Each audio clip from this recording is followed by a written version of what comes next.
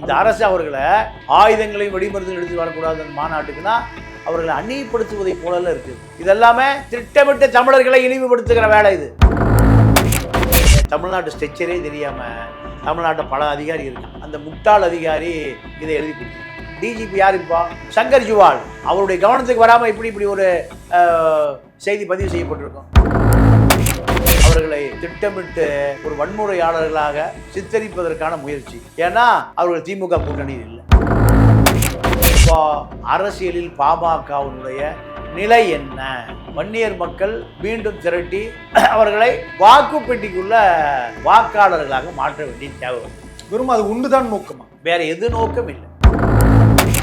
பாமக கூட்டு இல்லாமல் அதிமுக திமுக இரண்டு ஜெயிக்க முடியாத நிலைமை இது. இன்னைக்கு வாக்கு வங்கி ராமதாஸ் ராமதாஸுடைய வாக்கு எங்க போச்சு? விஜயகாந்த் போயிடுச்சு. இந்த வாக்கு வங்கி தக்க வைக்க முடியாதவர் எப்படி இந்த சமூகத்தை வழிநடத்துறவராக இருக்க முடியும்?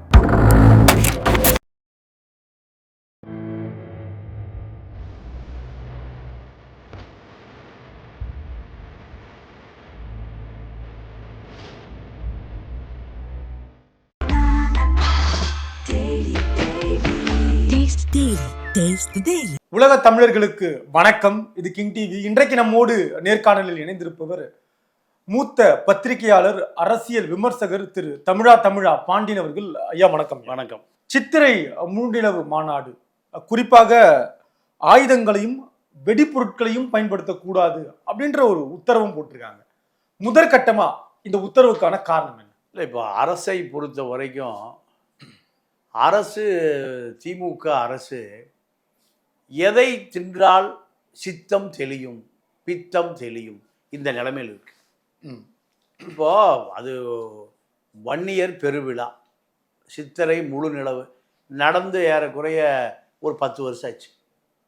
எப்போ நடந்ததுன்னா ஜெயலலிதா ஆட்சி காலத்தில். ஜெயலலிதா ஆட்சி காலத்தில் இதே போன்று ஒரு நாள் அந்த அம்மா சட்டசபையிலேருந்து கிளம்பி சிறுதாவூர் போகுது. ஐஜி, உளவுத்துறை ஐஜி ஓடி போய் சொல்கிறார், அம்மா இன்னைக்கு நீங்கள் சிறுதாவூர் போக வேண்டாம், போயஸ் கார்டன்லேயே ரெஸ்ட் எடுக்குமாங்கிறார். அப்போ அந்த அம்மா கேட்குது, என்னையா விஷயம்னு கேட்குது. இல்லைம்மா, ராமதாஸ் மாநாடு நடத்துகிறாரு, வழி எங்கும் கூட்டம் நெரிசல் லாரி நிற்குது அப்படின்னு. இப்போ நான் எப்போ போகணும் எப்போ வரணும்னு என்னுடைய பயணத்தை ராமதாஸா முடிவு பண்ணுவாரா? தமிழ்நாட்டின் முதலமைச்சரை எங்கே போகணும் அப்படி ராமதாஸ் முடிவு பண்ண, நான் எதுக்கு சிஎம்மாக இருக்கணும்? அவரே சிஎம்மாக ஆக்கிடலாமே. அந்த அம்மா அடமெண்ட்டு இயல்பாகவே அந்த அம்மாவுக்கு வந்து குணம். சிறுதாவூர் விடு அப்படின்ட்டுச்சு. கான்வாய் எங்கே போகுது? ஓஎம்ஆர் ரோட்டில் போகுது. ஒரு 10 கிலோமீட்டர் சிட்டி விட்டு தாண்டின உடனேயும் ஜாம் ஆகி போகுது. முதலமைச்சருடைய கான்வாய் ஜாம் ஆகி போகுது. ஏன்னா ஒரு ஆயிரக்கணக்கான லாரி நிற்கிது, குறுக்கு மறுக்கு நிற்கிது. டிராஃபிக்கே இல்லை, யாரும் உள்ளே போக முடியாது, உள்ளே இருக்கிற வெளியே வர முடியாது. அப்போது அந்த அம்மா உடனே முதலமைச்சருக்கான கான்வாய் அத்தனை உயர் போலீஸ் அதிகாரிகள் அங்கே வந்துட்டாங்க. வந்தாலுமே அத்தனை லாரி எடுத்து எப்படி கான்வாய் வழி கொடுக்க முடியும்? முடியல. 2 மணி நேரம் அந்த அம்மா கார்லேயே உட்காந்துருக்கு. 2 மணி நேரத்தில் பாமகவினர் போடுகிற கோஷம், ஆடுகிற டான்ஸு எல்லாத்தையும் அந்த அம்மா பார்க்குது. காரில் அமர்ந்தபடி நேரடியாக வீரப்பன் வாழ்க இப்படியெல்லாம் இந்த அம்மாவை எரிச்சல் விட்டு ஏதோ வீரப்பன் வாழ்கனே இந்த அம்மா எரிச்சல். ஆமாம், வீரப்பன் உண்மையாகவே வாழ வேண்டிய ஆள் தான். தமிழனாக பிறந்ததுனால அவன் கொல்லப்பட்டான்.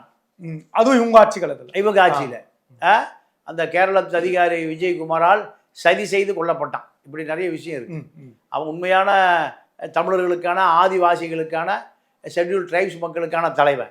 அவனை பிடிக்க முடியாம ஏறக்குறைய எத்தனை ஆண்டு காலம் இருந்தது?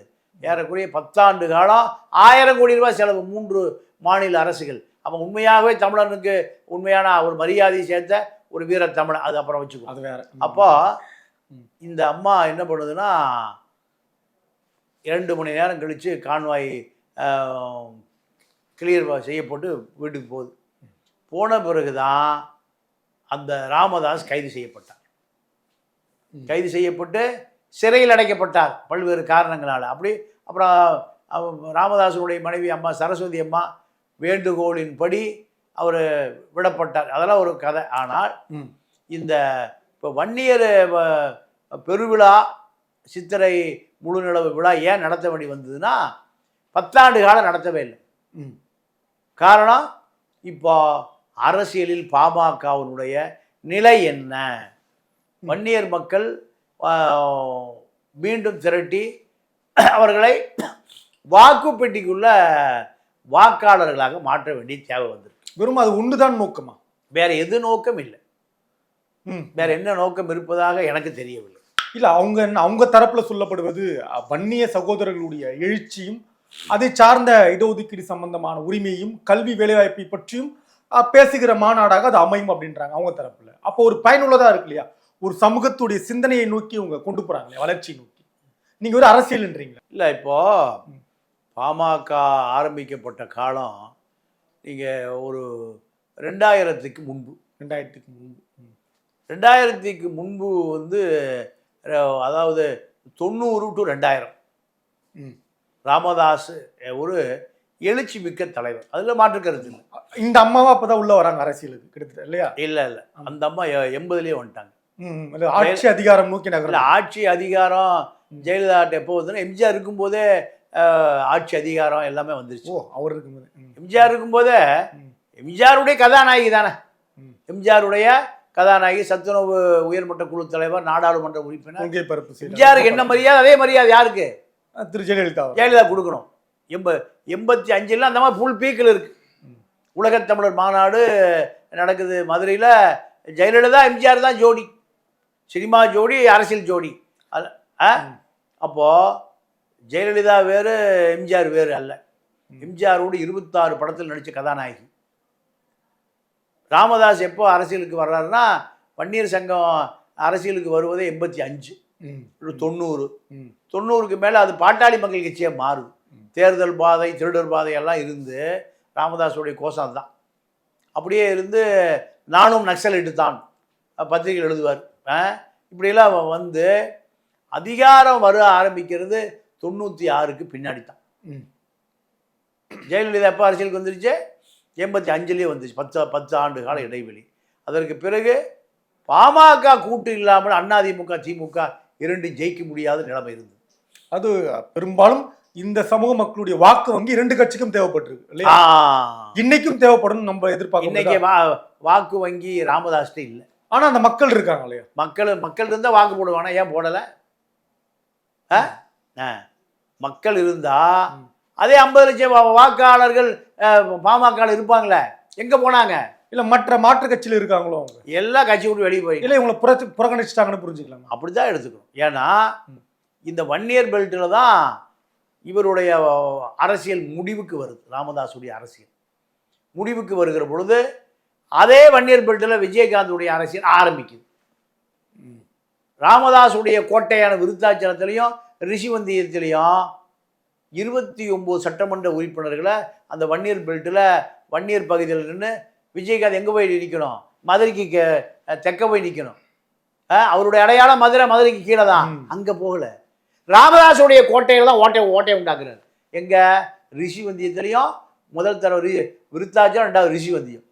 அப்போ வன்னியர் மக்கள், வன்னியர் ஓட்டு அந்நியருக்கு இல்லை நாங்கள். அப்போ அதெல்லாம் மக்கள் காதலியே வாங்க. யாருக்கு ஓட்டு போட்டான்? நடிகர் விஜயகாந்துக்கு ஓட்டு போட்டு 29 சட்டமன்ற உறுப்பினர்கள் வெற்றி பெற வச்சாங்க. எதிர்கட்சி அன்னைக்கு அவங்க தான். திமுக கூட 3வது இடம். ஆமாம். இந்த வாக்கு எங்கே போச்சு?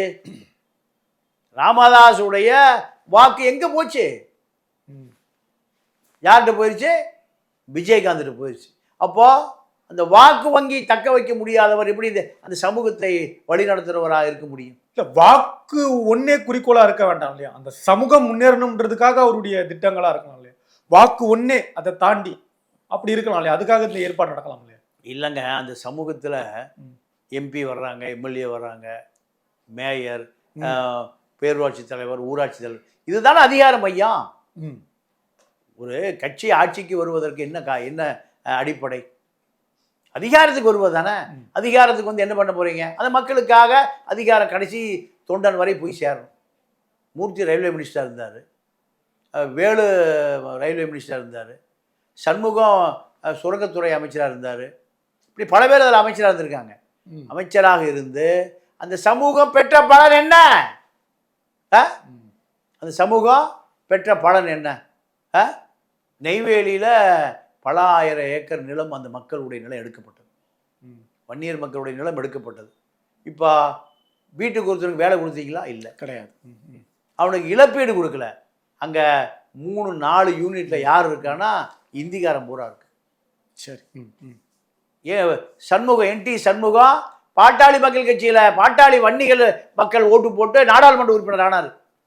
நாடாளுமன்ற உறுப்பினராகி சுரங்கத்துறை அமைச்சரானார். சுரங்கத்துறை அமைச்சராகி நீங்கள் நிலம் கொடுத்த மக்களுக்கு இழப்பீடும் கிடைக்கல, வேலையும் கிடைக்கல.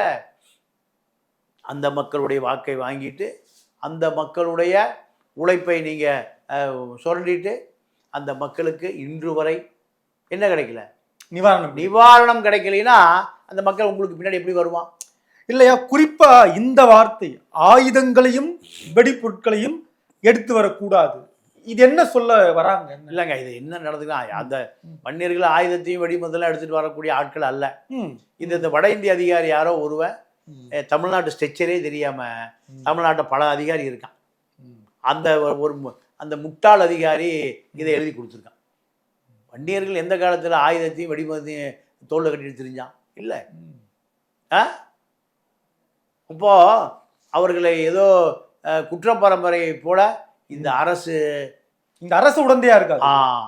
இந்த அரசு அவர்களை ஆயுதங்களையும் வெடிமருந்துகள் எடுத்துட்டு வரக்கூடாது அந்த மாநாட்டுக்குன்னா அவர்களை அந்நியப்படுத்துவதை போல இருக்குது. அவர்கள் என்ன ஆயுதங்கள் வெடிமருந்து இடுப்பில் கட்டிட்டா தெரியுறாங்க. அந்த மக்கள் உழைக்கிற மக்கள் அவங்க என்ன நோக்கம் இருக்கும் அரசு? அதாங்க இந்த அதிகாரி ஒரு வட இந்திய அதிகாரி தான் டிஜிபி. யார் இப்போ? சங்கர் ஜுவால். அவருடைய கவனத்துக்கு வராம இப்படி ஒரு செய்தி பதிவு செய்யப்பட்டிருக்கும். அப்போ இதெல்லாமே திட்டமிட்டு தமிழர்களை இழிவுபடுத்துகிற வேலை இது. நான் ஒரு வன்னியரை பார்க்கல, தமிழர்களாக தான் பார்க்குறேன். அவர்களும் தமிழர்கள் தானே. தமிழர்களை ஒன்று கூடுவதற்கு யார் அனுமதி கொடுக்கணும்? என்ன அவர்கள் என்ன தேடப்படுகிற குற்றவாளிகளா இல்லை வன்முறையாளர்களா? அப்படிலாம் ஒன்றும் இல்லை. அவர்கள் ஒரு குடும்ப விழா கொண்டாடுறங்கிறாங்க. இதற்கு காவல்துறை அனுமதி கொடுக்கணும், அவ்வளோதானே. இது உண்மையான கட்டுப்பாடு. இந்த கட்டுப்பாடை அவர்களை திட்டமிட்டு ஒரு வன்முறையாளர்களாக சித்தரிப்பதற்கான முயற்சி. ஏன்னா அவர்கள் திமுக கூட்டணியில் இல்லை. அவர்கள் எந்த கூட்டணியில் இருக்காங்க? அதிமுக பிஜேபி கூட்டணியில் இருக்காங்க. அதனுடைய விளைவுதான் அவர்களை அந்நியப்படுத்துகிற சமூகத்தில் அந்நியப்படுத்துகிற செயலை திமுக செய்து. ரொம்ப நன்றி. நன்றி, வணக்கம்.